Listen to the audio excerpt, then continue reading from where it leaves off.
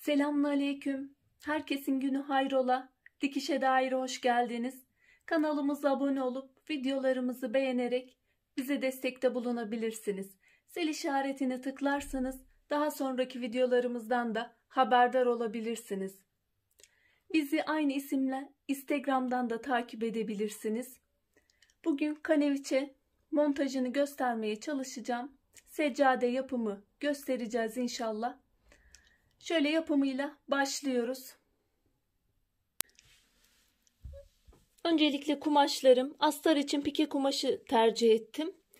2 parça olduğu için astarda kullanacağım. Ek yapacağım o yüzden ortadan. Tek parça olsaydı ön yüzde kullanacaktım. Böyle pike kumaşları kullanmamın nedeni de hem değerlendirmiş oluyorum hem de elyaflama yöntemi artık gerek kalmıyor elyaflamaya. Ön yüze kalın bir pamuklu saten kullanacağım. Kaneviçelerim aslında çok değil ama yettiği kadar bir şeyler yapmaya çalışacağım. Şöyle ilk önce desenlerimi ayırıyorum.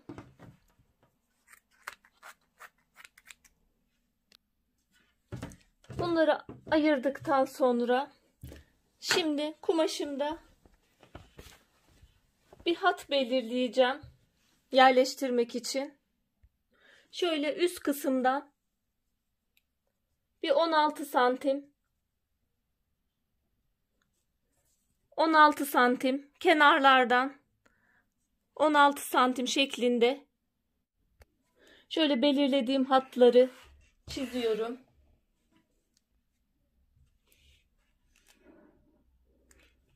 Bu hatları belirledikten sonra kenarlardan orta kısma doğru şöyle bir şekil verdiriyorum. Şu kısımdan geliyorum.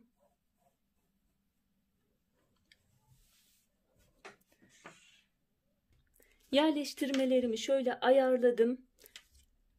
Çiçeklerin birbirine karşılıklı bakması gerekiyordu ama bu tek bir kumaş üzerine işlendiği için onu yaptıramadım. Mümkün olmadı. Ama elimden geldiği kadar bir düzene sokmaya çalıştım. Normalde şu belirlediğim hatlar üzerinden ortalama yerleştirdim. Şu aradaki kısmı 14 santim bıraktım. 13 santim bıraktım. 12 santim bıraktım. Giderek birer santim düşürdüm. Şunların karşılıklı bakması çok güzel olacaktı ama olmadı. Şurada bir sorun oldu. Ben normalde şu çizdiğim hattı sonra sarmayla saracağım. Şurada pembeyle karşılıklı geldi. Yeşille karşılıklı getirmem gerekiyordu ama getiremedim. Çünkü çok farklı yönlere bakıyorlar. Şimdi iğneledikten sonra hatlarımı belirledim, yerleştirdim. Elimden geldiği kadar yapmaya çalıştım. Önce seyrek sarmayı yapacağım. Sonra sık sarmayla devam edeceğim. Makineye geçiyoruz. Seyrek sarma ayarını da şu ayar yapıyorum. Zikzak genişliğim 2 milimde. Adım sıklığım ise 1 milimde. Makinalarda değişebilir. Siz şöyle deneyerek bu ayara yakın yapabilirsiniz.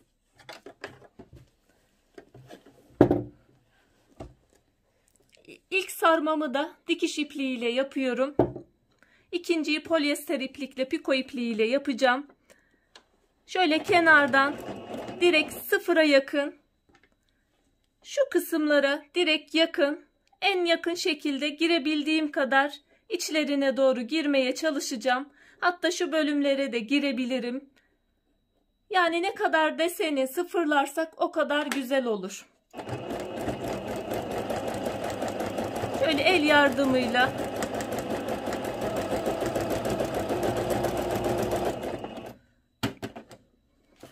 iğnemiz dönerken takılı kalırsa daha iyi sonuç alırız.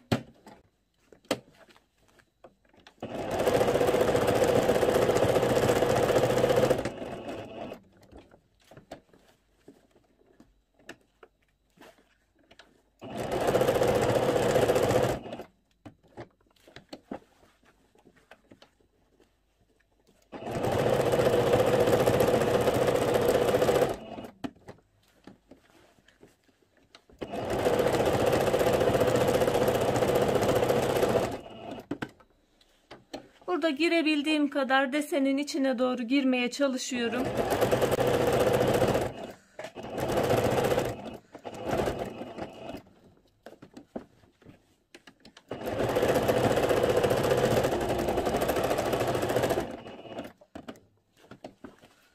Bu şekilde sarıyorum.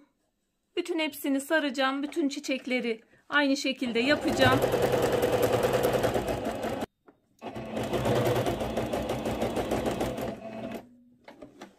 Böylelikle ilk sarmamı sarmış oldum. Şimdi bunun temizlemesini göstereceğim. Nakış makasına ihtiyacımız var. Diğer makaslarla bu işlemi yapamayız çünkü rahat içine girebilmesi için sardığım yerlerden şöyle alttaki kumaşı dikkat ediyorum kesmemek şartıyla şöyle temizliyorum.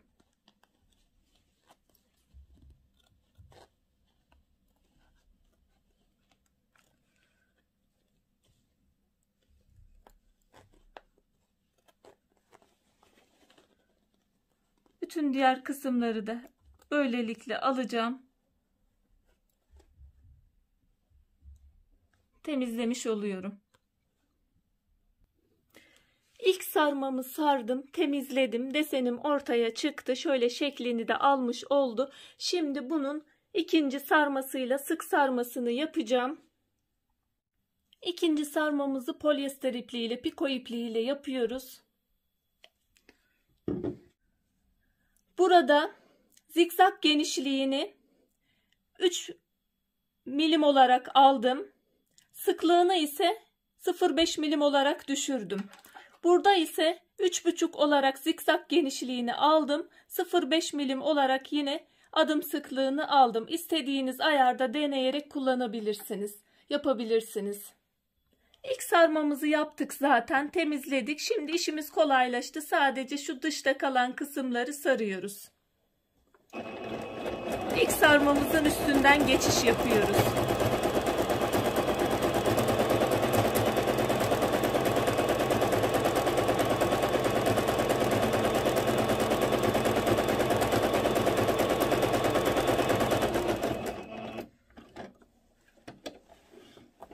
İğnemiz genellikle takılı kalırsa daha iyi sonuçlar elde ederiz. Makinamıza el yardımıyla dönüşler veriyoruz.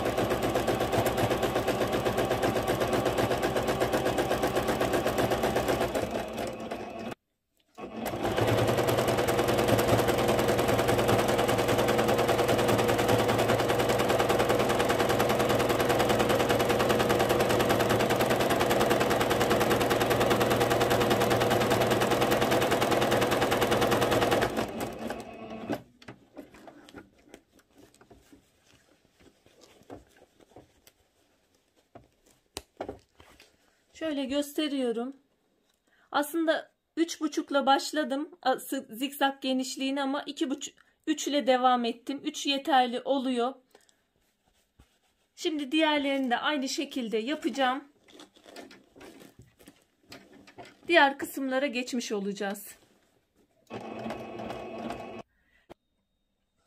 Bu çizdiğim çizgi bölümünü yeşille saracaktım ama yeşille biraz denedim. Çok farklı, aynı tonun elimde olmadığı için çok farklı durdu. O yüzden vazgeçtim. Pembe birebir aşağı yukarı aynı. Pembeyle hattı tamamlamaya karar verdim. Yeşilli olsaydı deseni bir bütün hale getirmiş olacaktım. Ama olmadı. Pembeyi deniyorum. Şöyle birazcık yaptım. Devam ediyorum. Bu çizgiler gidecek zaten uçan kalem olduğu için ütüleyince.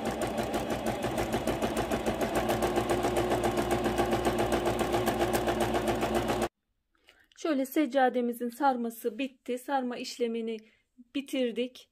Şuraları yeşil olsaydı yeşiller birbirini daha iyi tamamlayacaktı. Ama hiç uymamasındansa kendi uygun olanı tercih ettim. Pembeyi kullandım. Biraz istediğim gibi olmasa da yine de güzel oldu. Elimizdeki imkanlar bu kadar. Şimdi astarlama kısmına geçeceğiz. Astar için pike kumaşı kullanacağımı söylemiştim. 2 parçaydı. Eğer tek parça olsaydı zaten işlemeyi pike üzerine işleyecektim. Bu şekilde de yapabilirsiniz. Ama benim 2 parça olduğu için şu dikişin ortadan gözükmesini istemedim. Onu da birleştirdim, diktim. Desenine getirmeye de dikkat ettim. Şöyle arkadan da 2 tarafa ayırdım. 2 tarafa yatırdım. Arkadan kaba durmaması için. Şimdi astarlama bölümüne geçmiş olacağız.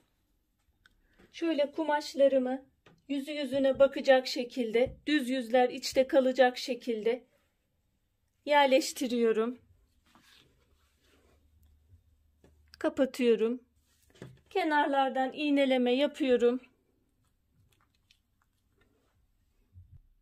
İğnelememi yaptım. Dört bir kenarını dikeceğim. Şu kısımdan şu kadar bir boşluk bırakacağım döndürmek için. Onun dışında kalan kısımları dikiyorum. İğnelediğim bölümleri, ifade ettiğim yerleri dikiyorum.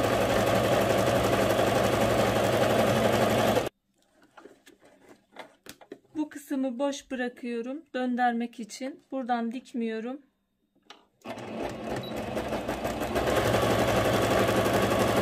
Böylece devam ediyorum. Kalan kısmı da dikiyorum. Zikzak ayarıyla ovarlığını da gidiyorum. Dikişimi bitirdim. Döndürmek için bu kısmı bıraktım. Şimdi döndüreceğim.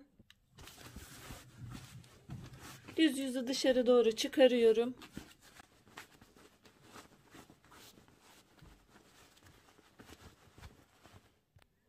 Şu kenarları ütüde açtırıyoruz. Sonra ütüleyeceğiz. Boş kalan kısmı da dikeceğiz. Ütüleme işlemi bitirdim. Kenarlarına şu sarma işleminden ya da herhangi bir piko düşündüm ama güzel durmadı. Birazcık denedim. Hoşuma gitmedi.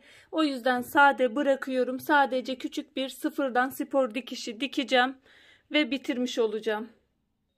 Şöyle sıfırdan bir baskı dikişi uyguluyorum.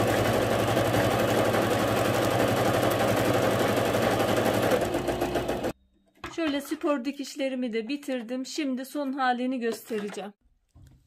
Ben seccademi bitirdim. Kenarlarına bir şey yapmadım. Baştan düşünmüştüm ama güzel durmadı. Ondan vazgeçtim. Şöyle sade şekilde bıraktım. Kenarlarına sadece sıfırdan bir spor dikişi yaptım. Öylece bıraktım.